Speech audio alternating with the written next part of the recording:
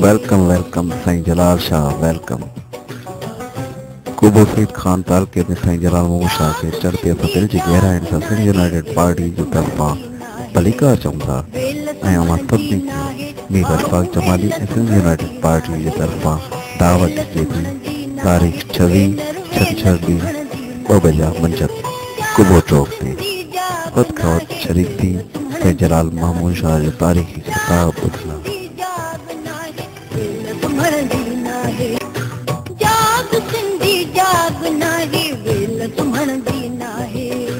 सैयद जलाल मोहम्मद शाह सिंध के सुकाइण ऐं सिंध खे ॿोराइण हथरादू आड़नि के ख़िलाफ़ वॾी तहक़ीक़ करे ऐं अदालतुनि में केस दाख़िल करे अवामी अदालत में पहुची रहिया आहिनि जंहिंमें हू ऐं उहो केस अवां ताईं पहुचाइण जे लाइ अवां जी अदालत में अची रहिया आहिनि ऐं हुकूमत जी साज़िशुनि जो पर्दो खणंदा अॻूणो डिप्टी स्पीकर ऐं सैयद जलाल मोहम्मद शाह GMC जो पोटो अवां जे शहर में अची रहिया आहिनि के वक़्त खां वक़्तु कुबो सईद खान जी तरफ़ां भलीकार चइजे थी।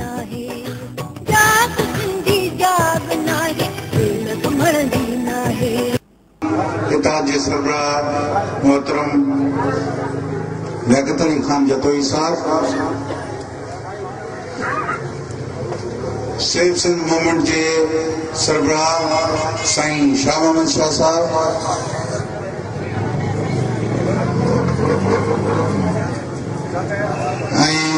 मलिक चंगेज खान साहब, मलिक नादर साहब, स्टेज ते वेठल सब मौजूदीन, इन पिंडाल में हजारन की तादाद में आयल ही दोस्त, अज ये जेका अवामी अदालत अवाडो लगाई वही है, असा जे कंहिं दोस्त यह भी गाल कई तो बाबा इन अदालत में दो ही केर मुलजिम केर है मुजरिम केर इन जो तयन करणो पवंदो। छा हिन में ही जेको मज़लूम आवाम है इहो ही आहे या ही हुकुमरान आहिनि जिन इन्हनि खे बुड़ायो है उहे ही आहिनि। इहो तव्हांखे तय करणो पवंदो त ॾोही केरा तव्हां बुॾो केरा ऐं बुड़ायो कयां। हीअ बोर्ड कुदरत जे तरफ़ां हुई या हिननि हुकुमराननि जे तरफ़ां हीअ हथरादू बोर्ड हुई।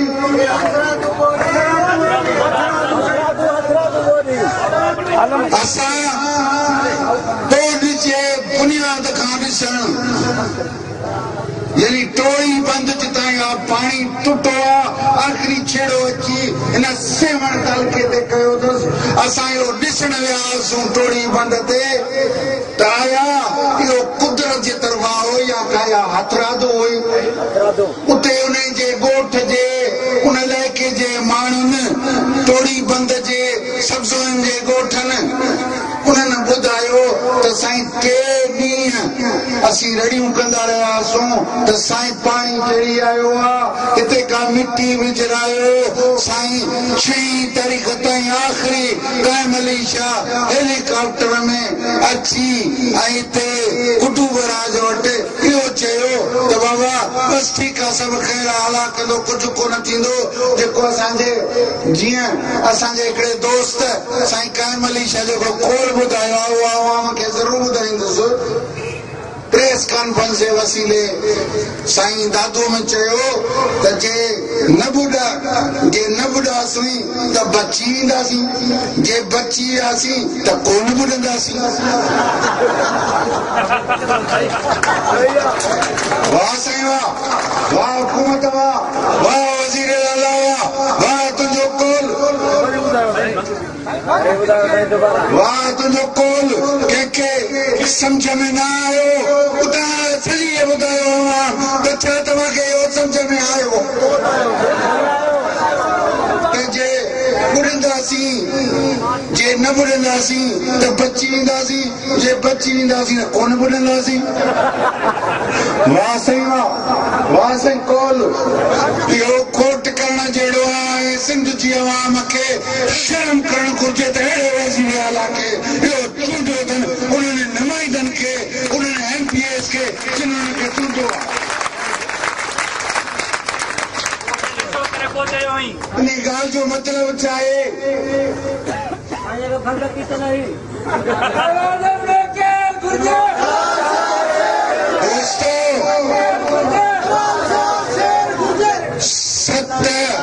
अगस्त ते ही जेको बंद टुटो आहे इहो बंद टुटो न आहे इहो ॼाणी वाणी तोड़न ॾिनो हुयो असांजे जे सेवण जे करे बंद टुटे हा त पोइ असीं मयारी हुजूं हा ही त हथ सां हुकुमराननि तोड़ायो आहे असां जनाब लियाकत अली खान जतोई साहब जलाल महमूद शाह साईं शाह मोहम्मद शाह असां सिंध हाई कोर्ट में अदालत में विया आहियूं त वाक़ई इन जो तयन कयो वञे त इहो कंहिं बोड़ियो आहे इहो कंहिं टोड़ियो आहे उन जे ज़िमेदार चाहे ऑफिसर हुजनि या वज़ीर हुजनि इहे तय कया वञनि त इन जो ज़िमेदार केरु आहे त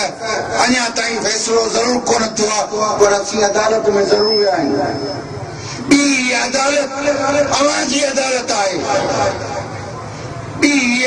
अवां जी अदालत आहे अवामी अदालत आहे अवाम तय कहे त इन जा ज़िमेदार केरु आहिनि हुकुमरान आहिनि या अवाम आहे जॾहिं हुकुमरान हिन अवामी अदालत में जे अगरि इन खे तव्हां जवाबदार न कयो इन्हनि जी रस्ता रोक न कई त यादि रखो त पोइ ख़ुदा जी अदालत में बि तव्हांखे को बचाए न सघंदो यादि रखो त जे अवाम अहिड़ा ई फ़ैसिला कया इन्हनि खे ज़िमेदार न कयो त पोइ ख़ुदा जी अदालत में बि अवाम खे न बचाए सघंदो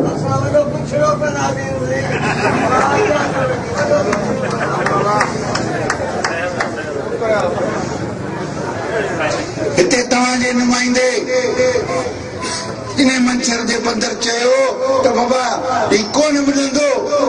ही तड़को कोन विढ़ंदो ही मंछर कोन विढ़ंदो ही अवाम कोन विढ़ंदो इंजीनियर आऊं आहियां तव्हां आहियो हाणे केॾां वई इंजीनियरिंग केॾां वियो नुमाइंदो केॾां वई ॻाल्हि इंजीनियरिंग जी त बाबा ही सॼे तालके खे ॿोड़ाए पाण घुमजी वई ॿुधायो हाणे ॿुधायो अवाम खे त ॿुधायो त कंहिं ॿोड़ायो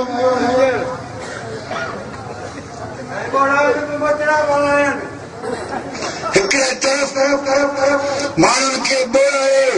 पूरे तालके खे मच्छर ॾंड बनाइण वारा नुमाइंदा हाणे ॻोल्हिया कोन था मिलनि त बाबा आहिनि किथे बाबा मुंहिंजी ज़िमेदारी आहे आउं कोन वेठो आहियां इंजीनियर आऊं आहियां या तव्हां आहियो साहिबनि खे चयो वियो साहिबनि खे पुछियो उन कम बंदि ते त साईं त पाणी पूरो ॻोठ ॿुॾंदो पूरो तड़को ॿुॾंदो बाबा इंजीनियर आऊं आहियां या तव्हां आहियो साईं इंजीनियर त बराबरि तव्हां आहियो पर तव्हांजी इंजीनियरिंग ते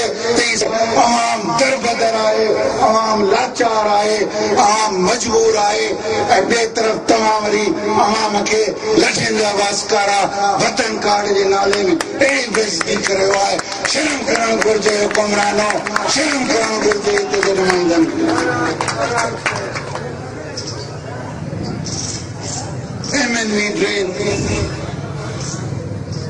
MNV ट्रेन जो कंहिं बेड़ो ॿोड़ायो वतन कार्ड जे नाले में अवाम खे बेवतन कंहिं कयो या हिननि हुकुमराननि कयो पीपल्स पार्टीअ जे हुकुमराननि कयो आऊं साईं शाह मोहम्मद शाह जी हिन ॻाल्हि सां मुतफ़िक़ आहियां त जेसीं ताईं सिंध जी अवाम हिननि पीपल ऐं लीगलनि मां पंहिंजी जान न चलाईंदो तेसीं ताईं इहा ग़ुलामी तव्हांजो मुक़दर रहंदी तव्हां कीअं कंदो महिरबानी करे पीपल्स पार्टी ऐं मुस्लिम लीग मां जान छॾायो पीपल्स पार्टी ऐं मुस्लिम लीग मां जान छॾायो न त तव्हां ईअं दरबदर थींदो ईअं ज़लील थींदा जेका 2010 जे अगस्त खां वठी ऐं अक्टूबर जे महीनो ख़तमु थियण वारो आहे पर सिंध जी अवाम ओॾ मां जान नथी छॾाए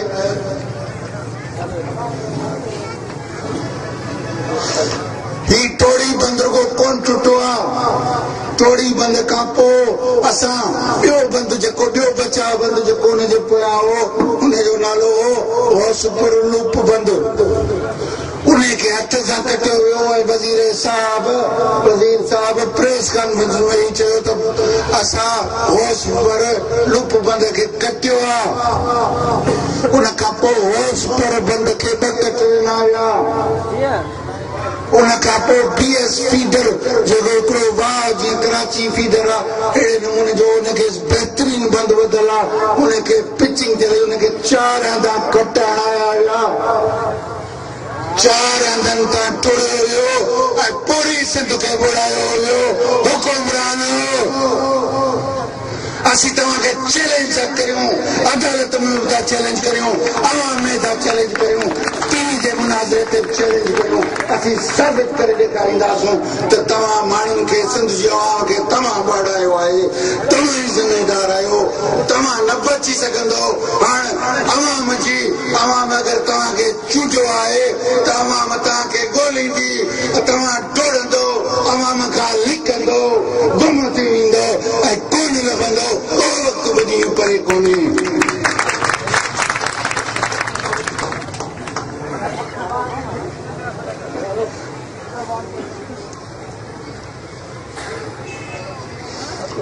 साईं वक्त तमाम घणो थी वियो आहे तकरीरूं बि तमामु थियूं आहिनि ऐं इहो बि आहे त असीं घुर कंहिंखां करियूं आवाम खे यकीन सां थो ॾियारियां त ख़ुदा जी ताक़त तमामु वॾी आहे उन खां घुरो इन्हनि हुकुमराननि खां घुरंदो त पोइ तव्हांखे कुझु न मिलंदो ऐं लॻी वई इन शहर सां त मालदी थी न मारवी तुंहिंजो अलर बि आहे सावरनि जा टुकड़ा हिकु लहज़े मंझि लाइ अहिड़ो ई आहे जेको माग पहुचाईंदी माण्हू अगर खुदा जी ताक़त खां घुरो पंहिंजनि चोरनि खे चोर करियो पीपल्स पार्टी ऐं मुस्लिम लीग मां जे जान न चढ़ाई त अञा बि हिन खां वधीक तकलीफ़ अचण वारी आहे हिन खां बि वधीक पोइ ख़ुदा जो अज़ाब नाज़िल थी सघे थो पोइ ख़ुदा ई हुनखे बचाए सघे थो महिरबानी तव्हां